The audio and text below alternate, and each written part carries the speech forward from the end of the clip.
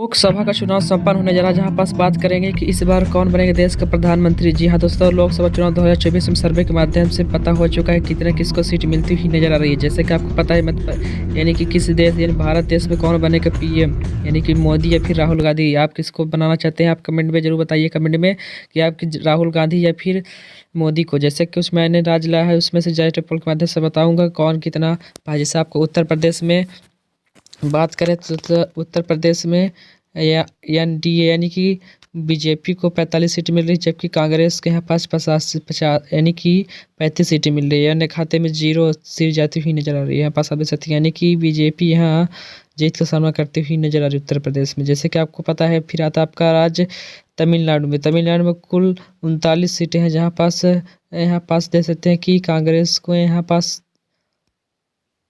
30 seat मिल रही है, जबकि बीजेपी के यहाँ 9 सीटें मिलती हुई नजर आ रही है। अन्य खाते में सीट 0 जाती हुई नजर आ रही है। जैसे कि यहाँ पास आपको पता है कि अन्य खाते में सीट 0 जाती हुई नजर आ रही है। तो यहाँ पास तमिलनाडु में यानी कि बीजेपी हार का सामना करेगी, जबकि कांग्रेस जीत का सामना करती हुई नजर आ रहेगी। इसके बाद हम बात करेंगे राज्य आंध्र प्रदेश में कुल 25 सीटें हैं, जिसमें से भाजपा को 0 सीटें मिल रही है, जबकि महागठबंधन यानी कांग्रेस को 10 सीटें मिलती हुई नजर आ रही है। और अन्य खाते में सीट 0 यानी अन्य खाते में 15 सीट जाती हुई नजर आ रही है। तो यहाँ पास आप देख सकते हैं कि भाजपा का यहाँ एक भी खाता नहीं खुल रहा है, जबकि कांग्रेस का यहाँ 10 सीट से जीत का सामना करेगी और अन्य खाते में सीट 15 जाती हुई नजर आ रही है आंध्र प्रदेश में।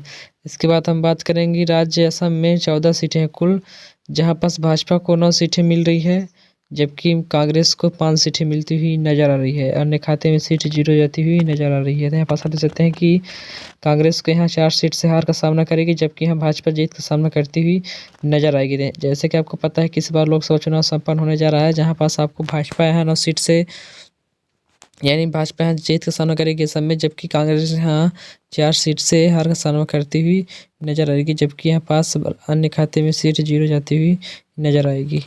इसके बाद बात करें कुछ राज्य और लेकर मैं आया है, जहाँ पास बात करेंगे दोस्तों। जैसे कि आपको पता है राज्य तेलंगाना में कुल 17 सीटें हैं, जिसमें से भाजपा को 4 सीटें मिल रही हैं, जबकि कांग्रेस को 13 सीटें मिलती हुई नजर आ रही है, जबकि अन्य खाते में सीट 0 जाती हुई नजर आ रही है। तो यहाँ पास आप देख सकते हैं कि भाजपा यहाँ यानी कि 7 सीट से हार का सामना करेगी, जबकि यहाँ पास कांग्रेस की जीत का सामना करती हुई नजर आएगी और अन्य खाते में सीट 0 जाती हुई नजर आ रही है तेलंगाना में।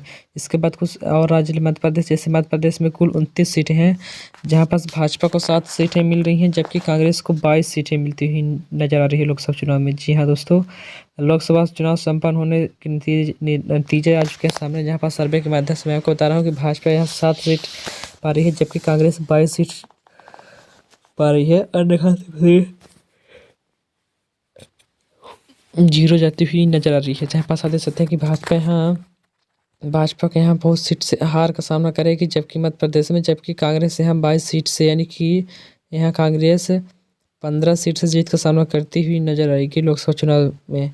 इसके बाद हम बात करेंगे राज्य महाराष्ट्र में कुल 48 सीटें हैं। जी हाँ दोस्तों, राज्य महाराष्ट्र में कुल 48 सीटें हैं, जहाँ पास भाजपा को 16 सीटें मिल रही है, जबकि कांग्रेस को 32 सीटें मिलती हुई नजर आ रही है, जबकि अन्य खाते में सीट 0 जाती हुई नजर आ रही है। तो यहाँ पास आप देख सकते हैं कि भाजपा यहाँ 16 सीट से हार का सामना करेगी, जबकि कांग्रेस यहाँ 16 सीट से जीत का सामना करती हुई नजर आ रही है। यहाँ भाजपा हार का सामना करेगी। जी हाँ दोस्तों, महाराष्ट्र में भाजपा 16 सीट से हार का सामना करेगी, जबकि कांग्रेस यहाँ 16 सीट से जीत का सामना करती हुई नजर आएगी महाराष्ट्र में, और अन्य खाते में भी सीट 0-0 जाती हुई नजर आएगी। तो दोस्तों, आप देश के पीएम किसको बनना चाहते हैं, यानी प्रधानमंत्री किसको बनाना चाहते हैं, तो कमेंट में आप ज़रूर बताइए कि किसको, राहुल या फिर मोदी। इसके बाद बात करते हैं राज्य मेघालय में कुल 2 सीटें हैं, जहां पास भाजपा को 0 सीटें मिल रही है, जबकि कांग्रेस को 2 सीटें मिल रही है। अन्य खाते में भी सीट 0 जाती हुई नजर आएगी। तो यहाँ पास आप देख सकते हैं कि भाजपा को यहाँ खाता ही नहीं खुला है, जबकि 2 सीट यानी मेघालय में 2 सीट है, दोनों सीट चली गई है पूरा एकदम कांग्रेस को। जैसे कि आपको पता है कांग्रेस यहाँ जीत का सामना करेगी, जबकि यहाँ भाजपा यानी बीजेपी यहाँ हार का सामना करती हुई नजर आएगी, और अन्य खाते में भी सीट 0 जाती हुई नजर आएगी। तो इस बार अनुमान सर्वे के माध्यम से पता हो चुका है कि इस बार किसकी सरकार बनेगी। तो आप कमेंट में फिर से अपना नाम और ज़रूर बताइए कि किस कमेंट में किसकी सरकार बनेगी। इसके बाद बात करते हैं राज्य पश्चिम बंगाल में। पश्चिम बंगाल में कुल 42 सीटें हैं। जी हाँ दोस्तों, पश्चिम बंगाल में कुल 42 सीटें हैं, जहाँ पास भाजपा को 8 सीटें मिल रही है। जबकि पश्चिम बंगाल में भाजपा को 8 सीट मिल रही है, जबकि कांग्रेस को 34 सीटें मिलती हुई नजर आएगी और अन्य खाते में सीट जीरो जाती हुई नजर आएगी। तो यहाँ पास आप देख सकते हैं कि भाजपा को यहाँ 16 सीट से हार का सामना करेगी, यानी कि 24 सीट से हार का सामना करेगी। जी हाँ दोस्तों, भाजपा, जबकि कांग्रेस यहाँ अधिक से अधिक सीटों से जीत का सामना करती हुई नजर आएगी। अन्य खाते में सीट जीरो जाती हुई नजर आ रही है। तो यहाँ पास आप देख सकते हैं भाजपा यहाँ हार का सामना करेगी। इसके बाद बात करते हैं राज्य पंजाब में कुल 13 सीटें। जी हाँ दोस्तों, पंजाब में कुल 13 सीटें हैं, जहाँ पास भाजपा को 0 सीटें मिलती हुई नजर आई है। भाजपा के यहाँ 0 सीट मिल रही है, जबकि कांग्रेस के यहाँ 5 सीट मिलती हुई नजर आ रही है। और अन्य खाते में सीट 8 जाती हुई नजर आ रही है। तो यहाँ पास आप देख सकते हैं कि भाजपा के यहाँ के एक भी सीटें नहीं मिल रही है, जबकि यहाँ पास कांग्रेस को भी यहाँ हार का सामना कर रही है, यानी कि 8 सीट से जीत कर अन्य दल के जो पार्टी हैं तो 8 सीट्स इनको मिलती हुई नजर आ रही है पंजाब में। जी हाँ दोस्तों, 8 सीट से जीत का सामना कर रही है अन्य सीटें, और जबकि कांग्रेस यहाँ 5 सीट से जीत का सामना यानी कि हार का सामना कर रही है। भाजपा के यहाँ 0 सीट मिलती हुई नजर आ रही है। तो यहाँ पास आप देख सकते हैं कि भाजपा भी हार का सामना करेगी, जबकि कांग्रेस यहाँ 3 सीट से जीत का सामना कर रही है, हार का सामना करती हुई नजर आएगी, जबकि अन्य खाते में सीट 8 जाती हुई नजर आ रही है। तो दोस्तों, इस चैनल को आप सब्सक्राइब करिए, साथ साथ बेल आइकन घंटी को प्रेस कर दीजिए, ताकि जैसे तमाम लेटेस्ट न्यूज़ पहुँचाऊँ सबसे पहले नोटिफिकेशन आता पहुँचे। जैसे कि आपको पता है कि लोकसभा चुनाव संपन्न होने जा रहा है, जहाँ पास 2024 में किसको आप पीएम बनना चाहते हैं, यानी कि प्रधानमंत्री देश का कौन बनना चाहते हैं, तो आप कमेंट में जरूर बताइए, राहुल गांधी या फिर पीएम मोदी। तो जैसा कि आपको पता है कि प्राइम मिनिस्टर इस बार देश के अधिक से अधिक लोग सर्वे के माध्यम से राहुल गांधी बनना चाहते हैं। तो आप कमेंट में नाम जरूर बताइए किसको बनाना चाहते हैं। इसके बाद बात करते हैं राज्य उड़ीसा में। तो उड़ीसा में कुल 21 सीटें हैं, जहाँ पास भाजपा को 2 सीटें मिल रही है, जबकि कांग्रेस को 3 सीट मिलती हुई नजर आ रही है। और अन्य खाते में सीट 16 जाती हुई नजर आएगी।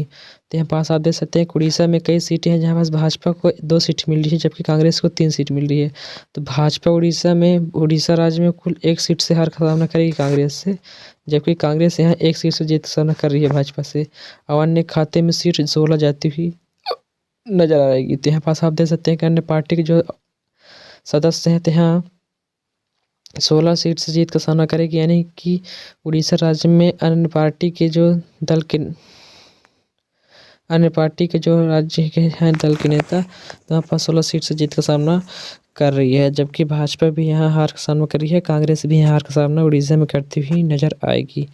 इसके बाद जहाँ दोस्तों आपको पता है किस बार किसकी सरकार बनेगी, तो आपको पता है तो कमेंट में आप जरूर बताइए अपना नाम, साथ साथ बेल आइकन घंटी को प्रेस कर दीजिए। स्टापर टीच नाम से चैनल का नाम है, जहाँ पास मैं आपको सर्वे के माध्यम से पूरा रियल 100% न्यूज़ पहुँचाता रहता हूँ।